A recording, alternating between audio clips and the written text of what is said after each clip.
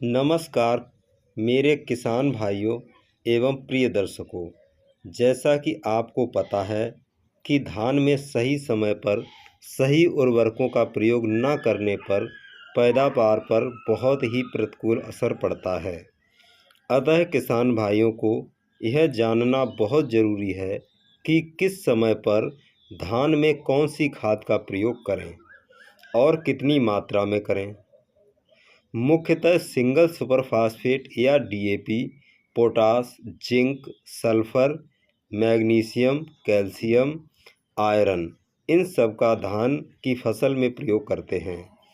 अब धान में ध्यान में रखने वाली बात यह होती है कि कौन सी खाद कितने दिनों में और कितनी प्रयोग करनी होती है।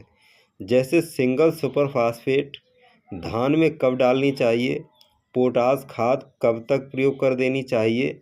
ऐसे ही छोटे छोटे पोषक तत्व जैसे जिंक, सल्फर, मैग्नीशियम, कैल्शियम इन सब का भी प्रयोग फसल में कब तक कर देना चाहिए और कितनी मात्रा में प्रयोग करना चाहिए। धान की फसल में खादों का प्रयोग सही टाइम टेबल का होना बहुत ज़रूरी है किसान भाइयों, जिससे हमारी फसल की ग्रोथ अच्छी हो सके, कल्लों का फुटाव अच्छा हो सके, हमारी फसल शानदार प्रदर्शन कर सके, ताकि आगे चलकर हमारी फसल से एक अच्छा उत्पादन मिल सके।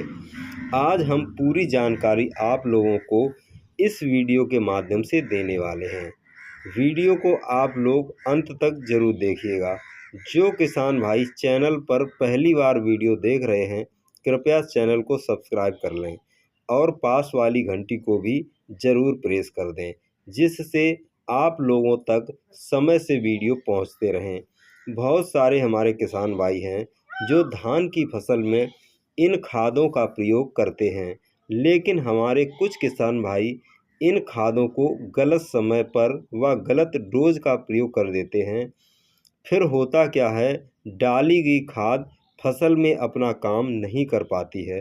ऐसे में किसान भाइयों का पैसा और समय दोनों की बर्बादी होती है।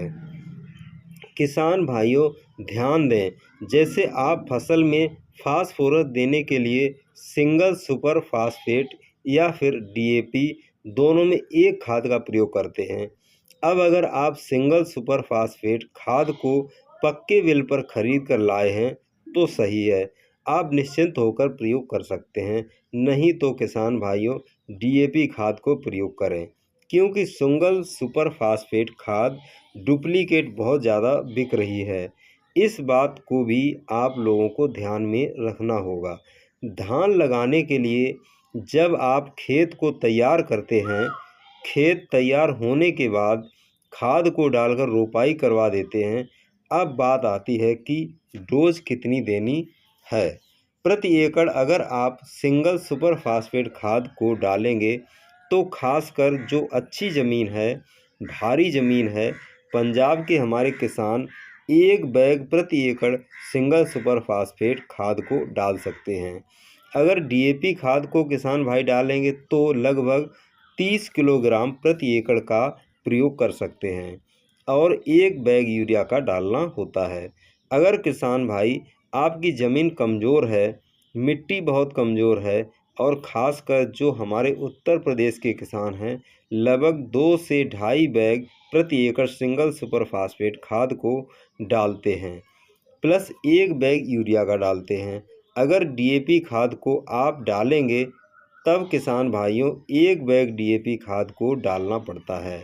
अब पोटास खाद की बात करें तो काफ़ी किसान पूछ रहे हैं कि कब तक डाल देनी चाहिए।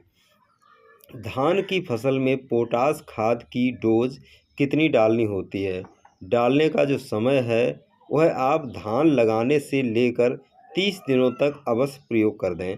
म्यूरेट ऑफ पोटास MOP जो 60% वाली आती है, इसकी मात्रा रहेगी प्रति एकड़ 25 किलोग्राम। बेहतर रिजल्ट लेने के लिए अब जिंक तत्व की बात करें तो यह तत्व बहुत ही महत्वपूर्ण होता है। धान की फसल में इसका प्रयोग धान लगाने से 15 दिन के अंदर अंदर ज़रूर कर दें। डोज की बात करी जाए तो 33% वाली जो जिंक है वह लगभग 7 से 8 किलोग्राम प्रति एकड़ डालनी चाहिए। अगर 21% वाली जिंक का प्रयोग कर रहे हैं तो 10 से 11 किलोग्राम प्रति एकड़ डाल सकते हैं। 30 से लेकर 40 दिन की फसल हो जाने पर अगर जिंक तत्व की कमी आ जाए तो धान की फसल में इसकी पूर्ति किसान भाइयों स्प्रे के माध्यम से बहुत अच्छी होती है। रिजल्ट भी बहुत शानदार मिलते हैं। आप स्प्रे के लिए चूने का पानी ले लें, जिंक प्लस यूरिया, और इसके साथ में किसान भाइयों आप लोग आयरन को भी मिलाकर स्प्रे कर सकते हैं। यानी लौह तत्व का जो 19% वाला फेरस सल्फेट मार्केट में आता है बहुत अच्छा और शानदार रिजल्ट देता है। ऐसे ही सल्फर तत्व की बात करें तो धान की फसल में सल्फर को 15 दिन की अवस्था पर प्रयोग कर देना चाहिए। इसके बाद अगर आप सल्फर का प्रयोग करते हैं तो अच्छे रिजल्ट नहीं मिलते हैं।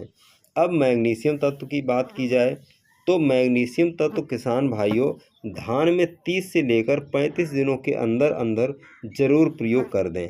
धान लगाने से 15 दिन के बाद से लेकर और 35 दिनों के अंदर अंदर मैग्नीशियम डालना होता है। 10 किलोग्राम प्रति एकड़ डोज देनी पड़ती है। अब कैल्शियम की बात करें तो धान में इसका प्रयोग 20 दिनों के अंदर कर लेना चाहिए। यानी धान लगाने के 20 दिनों के अंदर अंदर इसका प्रयोग कर देना चाहिए। किसान भाइयों मैंने आप लोगों को यह जो जानकारी दी है आप लोगों को अगर अच्छी लगी हो तो किसान हित में लाइक ज़रूर करें और आने वाले वीडियो भी ज़रूर देखें। अगर हम अच्छी धान की फसल की ग्रोथ करना चाहते हैं, अच्छे टिलर बनाना चाहते हैं और पैदावार ज़्यादा लेना चाहते हैं तो इन बातों को ज़रूर ध्यान में रखना। जय हिंद किसान भाइयों।